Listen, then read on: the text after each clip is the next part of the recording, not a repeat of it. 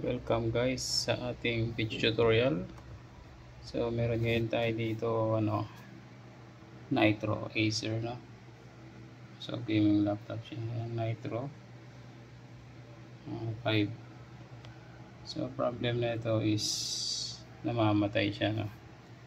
So na-check natin, sira yung kanyang hard drive. So ang health niya is 9% na lang. So check ko dun sa hard disk health niya, tinanggal ko, ni-sleeve ko sa ibang computer. So nakita ko kaya pala restart lang ng restart. So yung kanyang health is 9% na lang.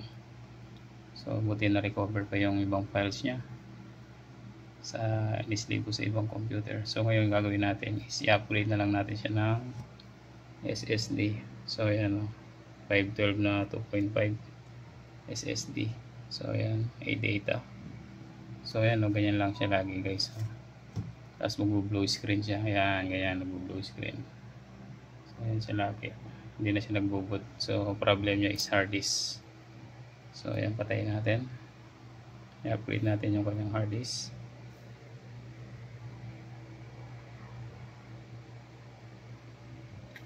So ayan. So tinanggalan natin yung tornilyo niya na guys.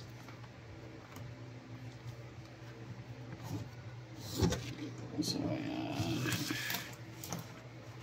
So tinanggalan natin yung tornilyo niya dito guys, no, para mabilis lang natin i-demo. So ayan. So ayan yung kanyang hard disk. So meron din siyang PCI UNM.2. So meron din siyang dalawa. So ito yung kanyang hard disk, no. So hindi pa siya naka SSD, no. Gaming laptop siya pero hindi siya naka SSD.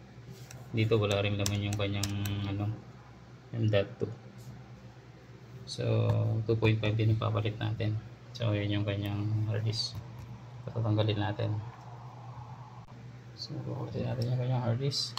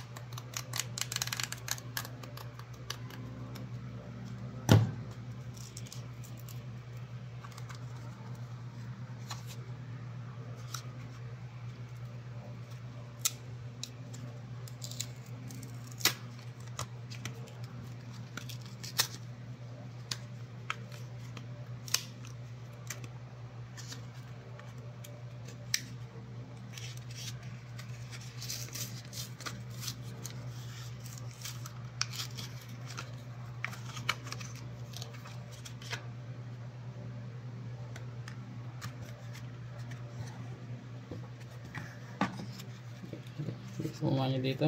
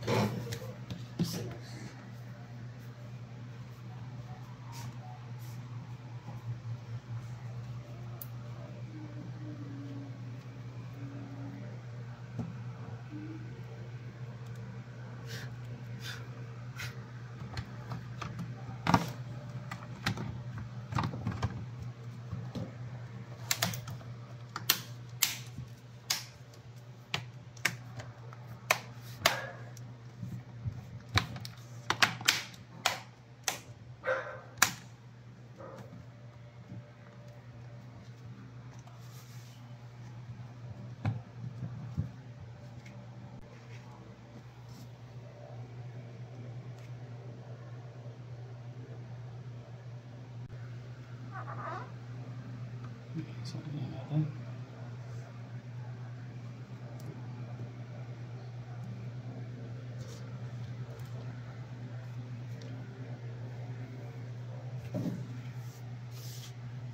So, ayan o.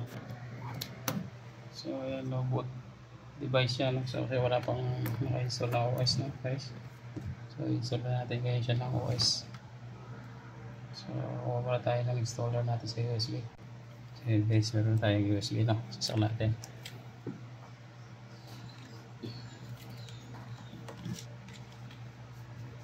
So, restart natin ulit.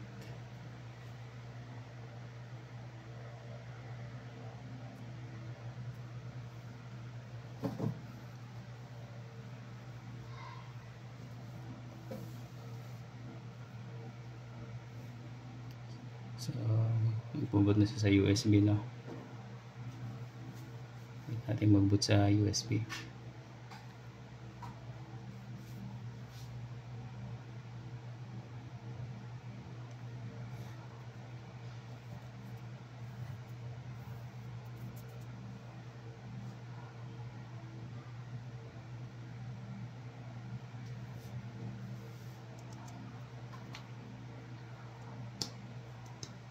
So ayan, nagbasa na siya sa USB. So ayan o.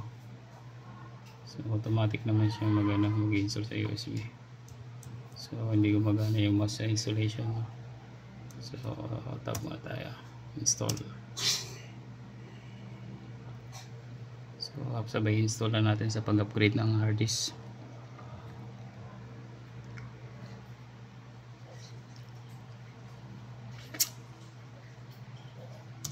So ayan. 6%. So ayan yung hard disk na. So ayan yung hard disk natin. So next na lang natin.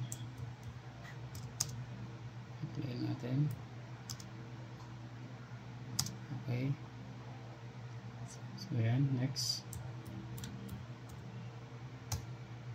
Install natin.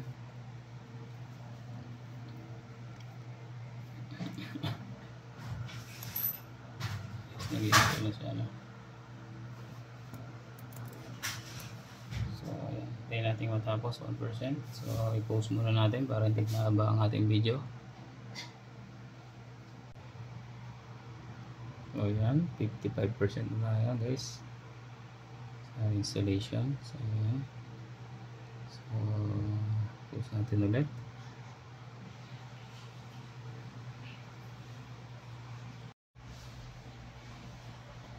So ayan guys, 90% na tayo.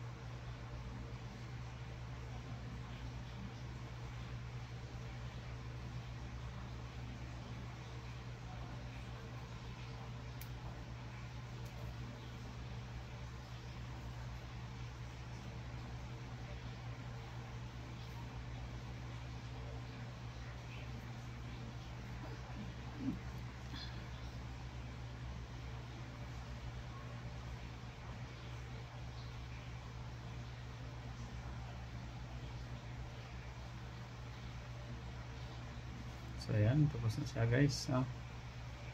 Update, finishing up na. So ayan. So saglit lang siya mag-install, no? Kasi SSD. So yung installation niya parang ano lang, wala pang 10 minutes yung pag-install niya.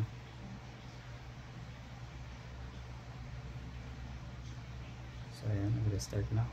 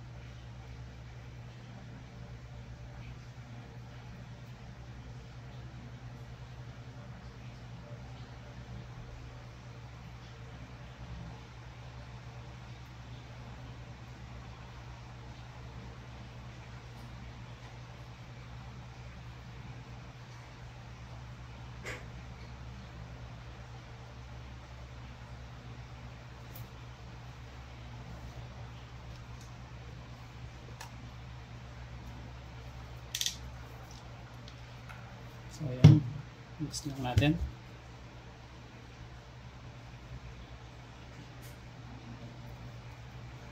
So next lang, no.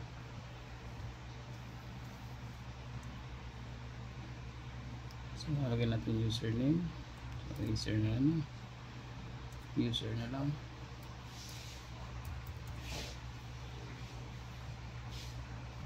Maglagay ng password, sila na bahala maglagay ng password, yung gumagamit. So accept lang natin. So ayan guys, almost done na tayo, no, sa pag-upgrade ng hard disk. So mabilis talaga siya, no, hard disk to ayan, no. So ayan, no, so ito yung hard disk nya, no. So pinalitan na natin ng SSD. So yan, mabilis na talaga siya ngayon. Maninibago yung gagamit niyan, mas mabilis siya kaysa compare sa dati sa hard disk. So times 10 speed to, no. Yung SSD times 10 speed kaysa sa hard disk. So, 520 speed up niya, no, Mbps per seconds niya. So 512.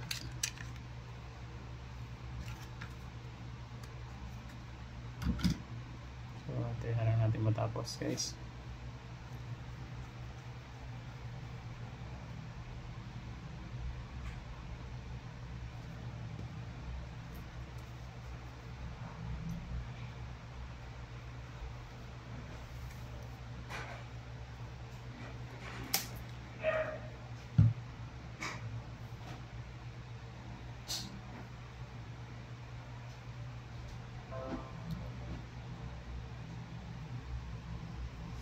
Tapos na guys. So tapos na siyang mag-boot. So install na yung hardware na ito, no? So may mga hindi pa naka-install yun sa device manager niya, no? So ayan. So marami po siya mga installation dito, no? So kailangan install natin yung mga yan. So sa device manager niya, no? So install pa natin yan. So madali lang install yan guys, no? So pag nakakunik ka sa Windows, right click mo lang yan, update, automatic yan, mag-update na sa Windows. Click mo yan. So ayan, no, automatic search na ng Windows yan kasi nakakunik ka sa internet. So ayan guys, no, tapos na tayo. So i-restart natin, tingnan natin kung mabilis siya mag-boot up. Shutdown natin. Shutdown. Ayan.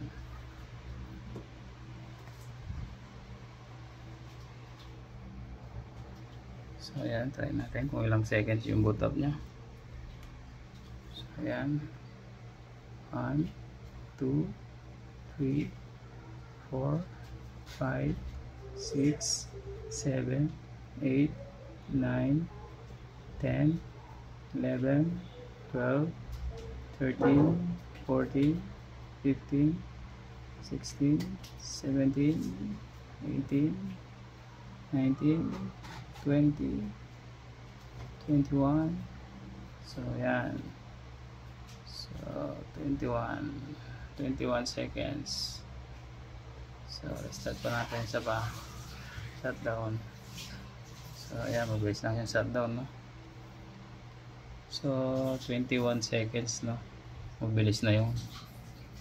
So isa pa restart.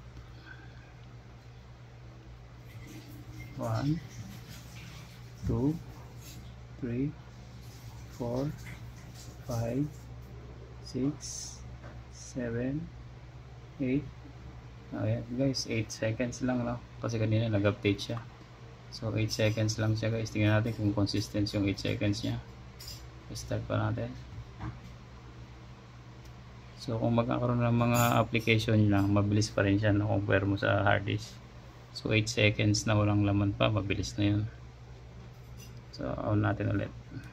Isa pa. So 1, 2, 3, 4, 5, 6, 7, 8. So ayan, 8 seconds talaga. So ayan guys, na-update na natin yung kanyang hard disk. So na-upgrade na natin siya ng SSD. So tapos na tayo guys. Thank you for watching. Pa-like and subscribe na lamang po sa ating tutorial kung may natutunan. Pag napadaan kayo sa aking wall. Thank you, One Stop ATV. Thank you and God bless.